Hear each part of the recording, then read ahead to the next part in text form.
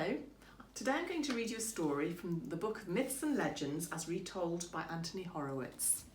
Today's story is called The Stolen Hammer of Thor. What we call Thursday was originally called Thor's Day, for it was dedicated by the Vikings to Thor, the god of thunder, and son of Odin, who was himself king of the gods. Tall and strong, with a flowing red beard, Thor lived with his father in the citadel of Asgard, which could only be reached by crossing a rainbow bridge. It was said by the Vikings that the sound of thunder was nothing more than the wheels of Thor's chariot rumbling over the clouds.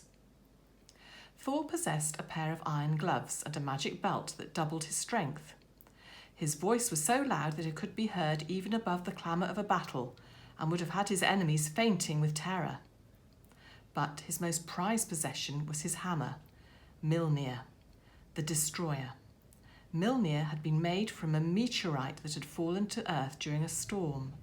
It had been fashioned into shape by a dwarf whose skill in ironwork was unrivalled. Using his strength, Thor could hurl the hammer at a target on the other side of the world. Never did it miss its mark. Once thrown, it always returned to his hand. Every year, Thor used Mjolnir to break up the ice of winter in order to allow spring to come once again.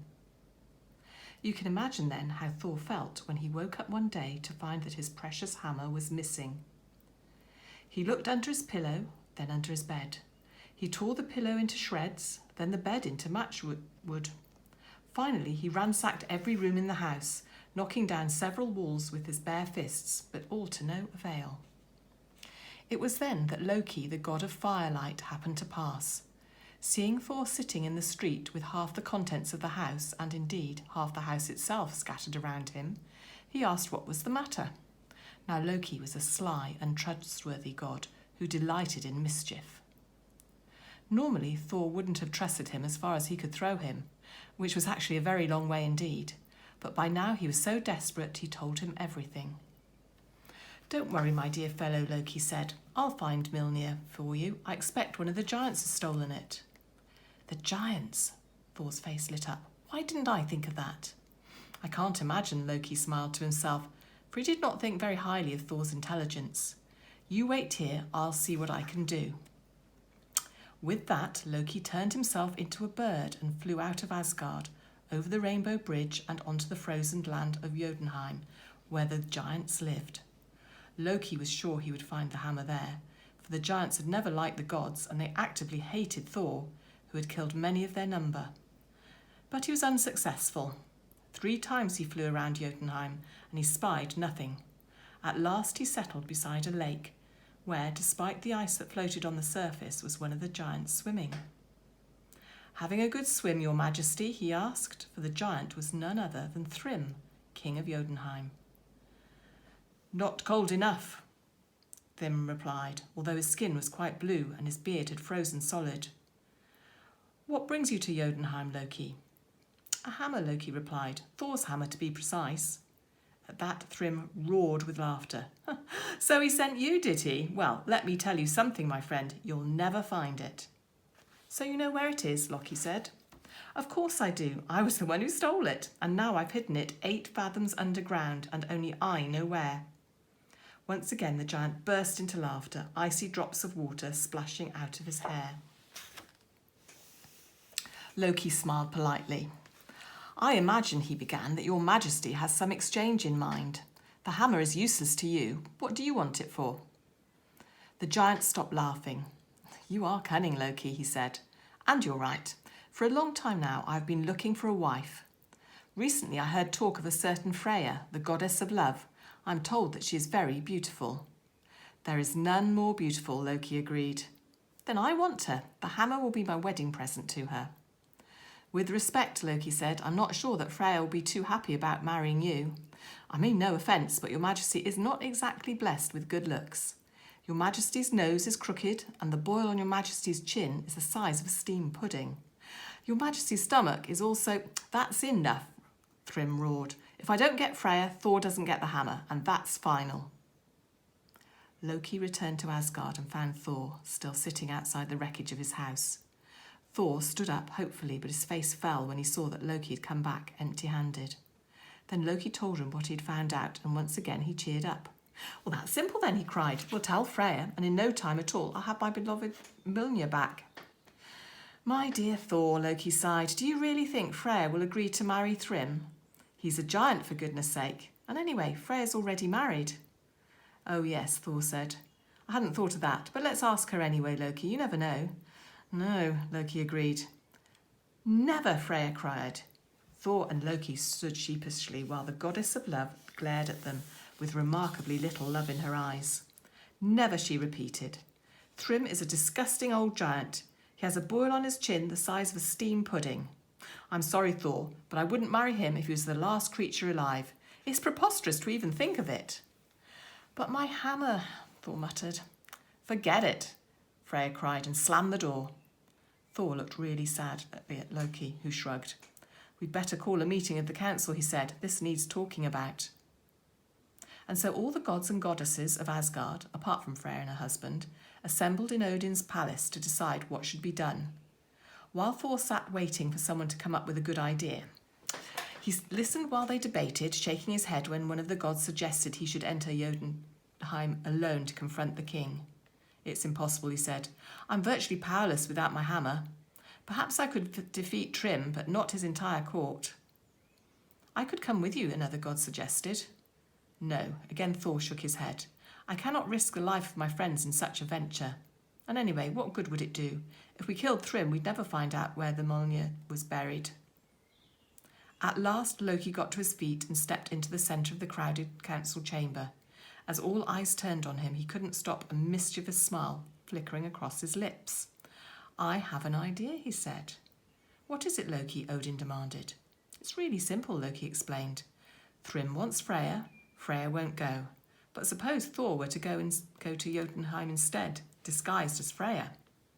He got no further. With a great roar, Thor sprang forward. "Are you saying I should dress up as a woman?" he demanded. "Exactly," Loki replied. "You'll have to shave off your beard, of course, and your legs, but it seems to me the only way." "Why can't you go?" "Because when Thrym gave me the hammer, I wouldn't know what to do with it. None of us would. It's your hammer. You'll have to go."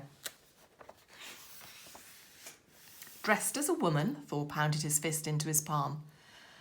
"Thor, the god of thunder, wearing women's clothes? Never, Loki. I would die of shame." "You do Loki wrong, my son." Now Odin got to his feet. "It's a good idea, a cunning idea. There's no shame in it." "The giants will laugh at me, father." "The giants will hardly be able to laugh when you've caved in their skulls," Odin said. "I won't go." "You will go. Mjolnir is not just a plaything, it's a great weapon, and all Asgard relies on its strength. What will happen next spring if you cannot break the ice of winter? For it is a task that you cannot do without Mjolnir. No, Thor, you will go. I, Odin, command it." There was a long silence, then Thor nodded. "Very well, father," he said. "But if anyone laughs at me, I swear—" "Nobody will laugh at you," Odin promised. But of course Loki was delighted by the whole affair. In fact, the plan had been at the back of his mind from the very start, which was why he had been so pleased to help. He never actually laughed at Thor, but he teased him unmercifully, simpering at him, calling him Thora. He even offered to travel to Jotunheim with him so as to enjoy the joke to its end. After the council meeting, Thor's hair was cut short and covered by a blonde wig. His beard was shaved off and his eyebrows were plucked. His legs were shaved and he was given a white silk dress. A smear of lipstick, a little eyeshadow and a garland of flowers completed the transformation. Then he and Loki sneaked out of the back door, Loki shaking with silent mirth, and the two of them set off for Jotunheim. Thrym was ecstatic when he saw the two figures appear. At once he prepared a great banquet in the hall of his castle, with a fire roaring in the hearth and the best gold plate laid out on the tables. He even put a plaster over the boil on his chin so that it would not offend his new bride. It did perhaps surprise him that Freya was well over 6 feet tall. As he took her arm to help her out of the chariot, he was a little puzzled by the bulging muscles beneath the silk dress. The way she walked with great manly strides did seem a touch out of character, but Thrym was too excited to realise that he was being deceived. As the evening wore on, however, it was impossible not to notice that something strange was going on. When the banquet was served, for example, Freya ate a whole ox, 8 large salmon, 15 loaves of bread, 6 plates of sweetmeats, and well over 30 cakes, and drank 3 barrels of mead before half the guests had even picked up their knives and forks. Thrym stared at Thor, then Loki, then Thor again, and rubbed his eyes. "Forgive me for asking, my dear," he said, "but is this the way the goddesses of Asgard normally behave? Even giant women can't eat as much as I've seen you consume. Do you always eat as much as that?" Thor muttered. "The Lady Freya has been fasting for 8 days," Loki interrupted hastily. "She wanted to look her best for you, so she went on a diet. She hasn't touched anything for 8 days." "Oh, how kind of her," Thrym exclaimed. "And now I think, to show my appreciation, I will give her a little kiss." And he leaned forward, his great lips oozing in the direction of Thor's cheek. Thor, of course, was horrified. He sprang up, lightning flashing from his eyes. "Why do your eyes flash so, my dear?" Thrym asked. "Whatever can be the matter with you?" "Freya is tired." Once again Loki had come up with a fast answer, for there were at least 24 giants in the banqueting hall, and had the deception been discovered, 2 of them would have been torn apart before they could say "Smorgasbord." Smiling, Loki led Thor back to his seat. "She hasn't been asleep for a week," he continued. "You see, she's been so excited about coming here, her eyes are a little red. Nothing to worry about, though." The answer satisfied Thrym, and he gave orders for his wedding present to Freya to be brought in and laid on her knees, as was the custom. The doors opened and 2 servants came in, carrying Mjolnir on a silver tray. The moment Thor held it, the need for pretense was over. Standing up, he threw off the wig and with one swing of his arm cracked open Thrym's skull. As Odin had predicted, none of the giants laughed at him. They were too busy fleeing for their lives, but without success. Every time Mjolnir flew, a giant fell until soon there were none left standing. Thor and Loki returned to Asgard in their chariot at once. As they rode over the rainbow bridge, Thor turned to the god of the fireplace and laid a hand on his shoulder. "This has been a strange adventure," he said, "and not one that I shall remember with much joy. Thor disguised as a woman, but I'm sure I can rely on you, my good friend, never to remind me of it or nor tease me about it." "Of course you can rely on me, dear Thor. My dear Thor," Loki replied. That's it. The end.